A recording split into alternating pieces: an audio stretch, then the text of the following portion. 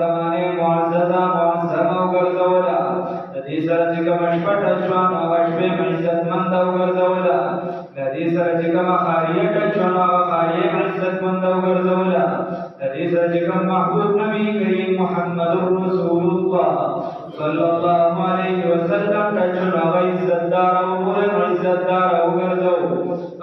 دا الله کلام او دا الله کلام په خاص خلکو را نازلېږي او رسول الله صلی الله علیه وسلم دا الله خاص بنده او هغه مخکې عزتدار او چې څومره وخت تېرېږي نزول د قرآن کېږي وغیره دومره عزت نور زمانې سره زیاتېږي دکه شان الله رب العزت فرمایي که میاشت ورسره ولګېده نو میاشت هم عزتمنده شوه که چا د دې زده کړه وکړه هغه هم عزتمند دی که چا یې اورېدلي وکړه هغه هم عزتمند دی که چا اړوند دی د دې رسولو وکړه هغه هم عزتمند دی چا د دې قرآن عظیم الشان سره محبت وکړه هغه هم عزتمند دی انا انزلناه یقینا موږ نازل